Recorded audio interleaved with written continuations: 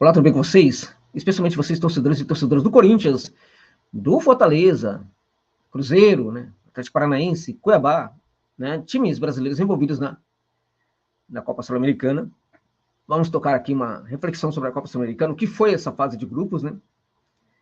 Surpreendeu muita gente, algumas decepções fortes, algumas surpresas bem interessantes, né? E a situação dos brasileiros. Fortaleza com uma campanha importante, tinha ali um time dos mais complicados do continente pela frente, conseguiu superar. Parabéns ao Lion. Parabéns ao Corinthians também, que conseguiu fazer uma campanha importante. Não me convence ainda o técnico do Corinthians, deixo isso claro. Tá? E acho até que o grupo do Corinthians também ajudou muito, mas é inegável, né?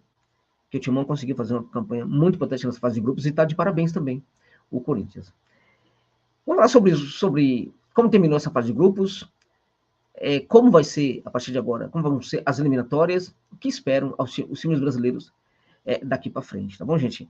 Então, vamos lá. Antes disso, só chamar sua atenção, né? Sua sorte fala mais alto com PagBet, seu novo site de apostas esportivas. Melhores cotações, saques rápidos via Pix e jogos ao vivo para você se garantir nas apostas. PagBet. Acertou, tá pago.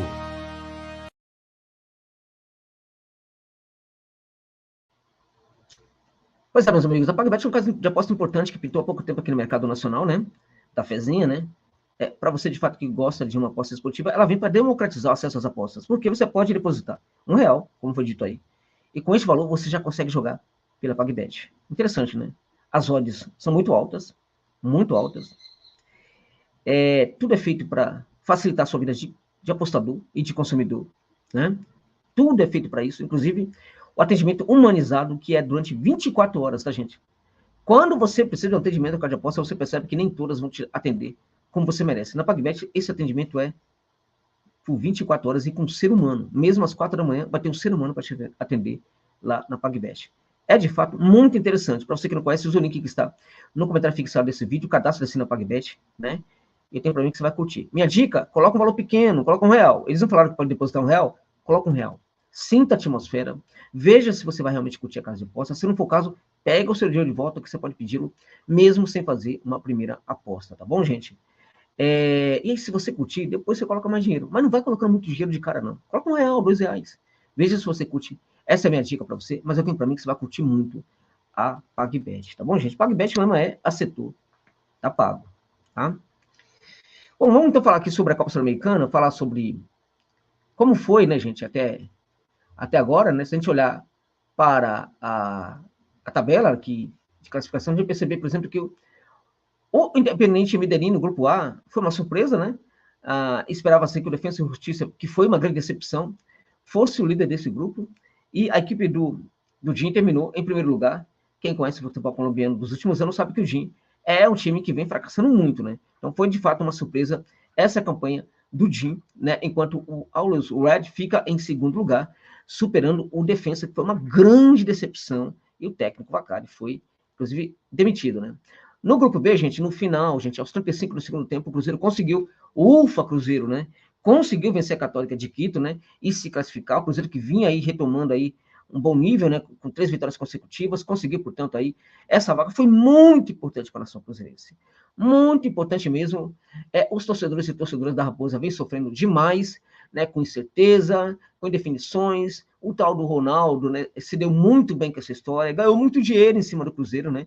E entrega um Cruzeiro para um outro a proprietário de SAF, né? Entregando também incerteza para os seus torcedores, indefinições, enfim, parabéns, Ronaldo, né? De novo, se saiu muito bem às custas dos outros, né? Agora, vamos lá, vamos olhar para frente, esperemos que o Cruzeiro consiga superar as suas dificuldades aí, né? E foi muito importante essa classificação aí, né? Parabéns aí à Raposa. Superou uma equipe que vem num momento interessante, que é a Católica de Quito, que vai para os playoffs, né?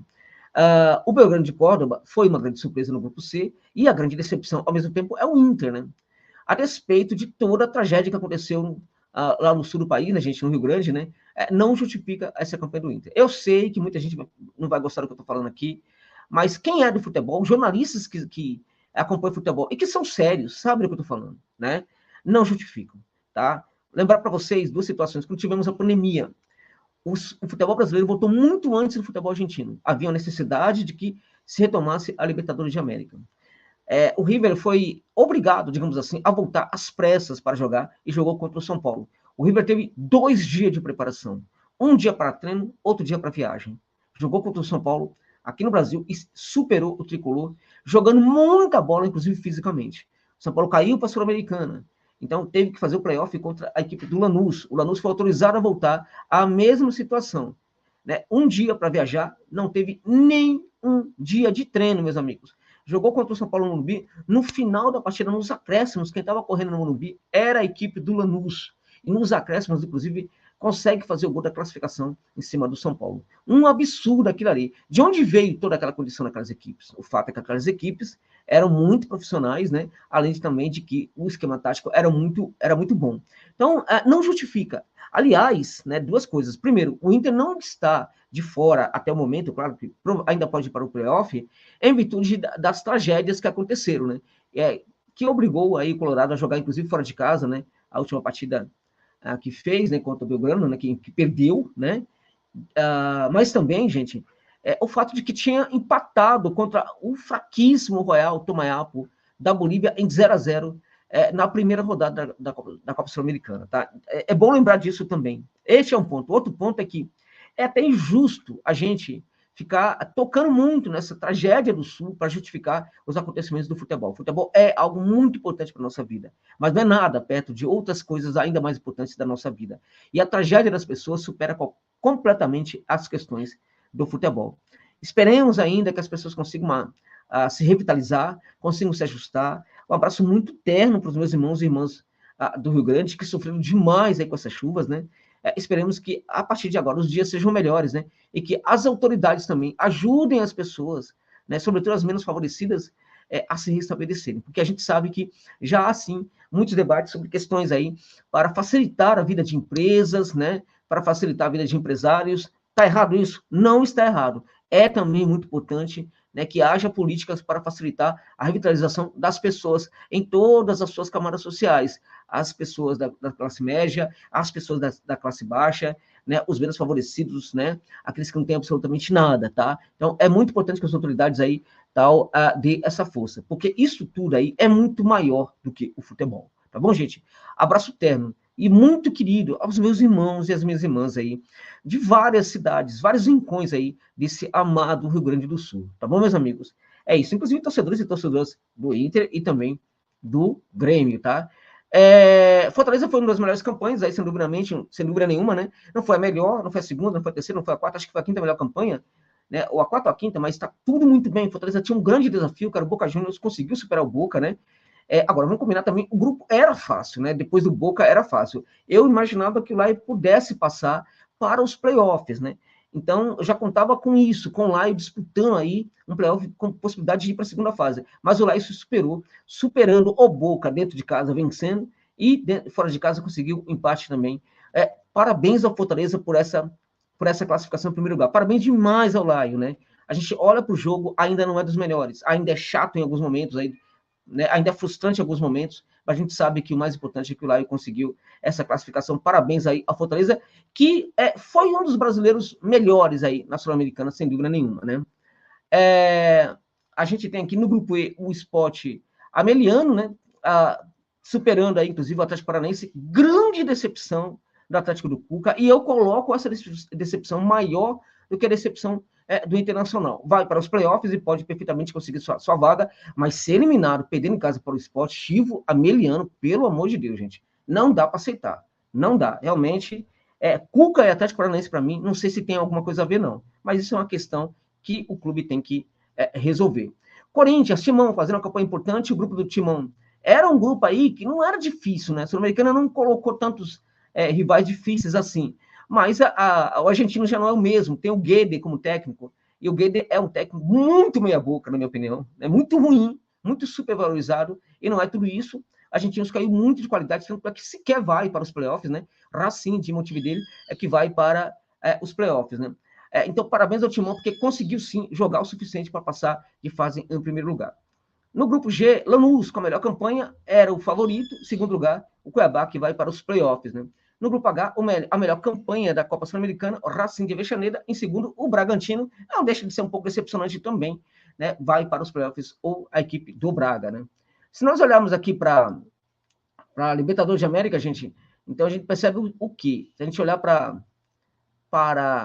a Libertadores, né, a classificação da Libertadores, a gente vai perceber que algumas equipes aqui, né, ficaram em terceiro lugar, né, e elas vão cair para a Sul-Americana para fazer os playoffs aí com os times brasileiros.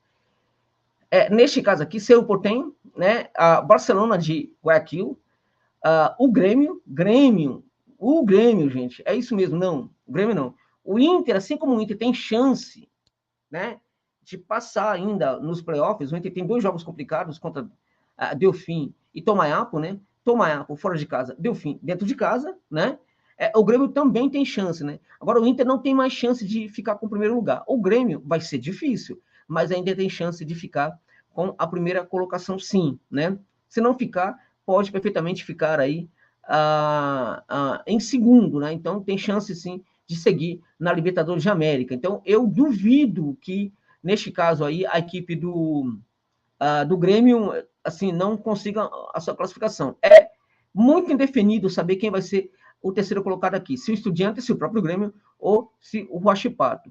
O Botafogo conseguiu mandar muito bem na Libertadores de América, Liga de Quito vai para os playoffs, né?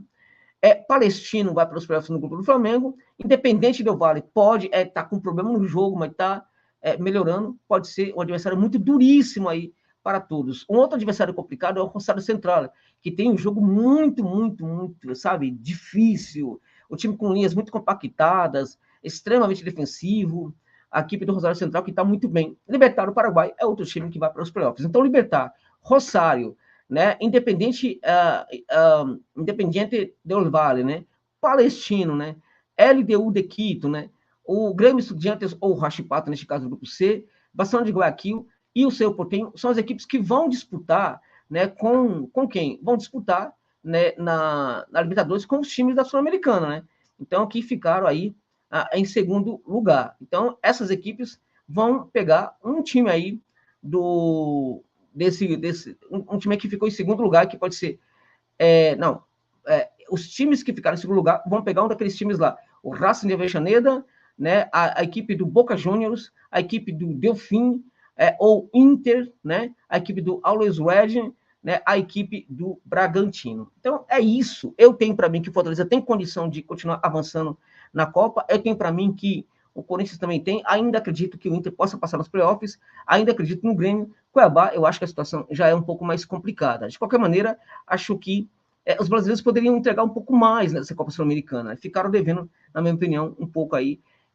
Mas ainda temos tempo de termos times brasileiros chegando aí às etapas decisivas e até mesmo à final da competição. Tá bom, meus amigos? Então é isso que eu queria falar com vocês. Muito obrigado pela gentileza de ficarem comigo neste vídeo até o final.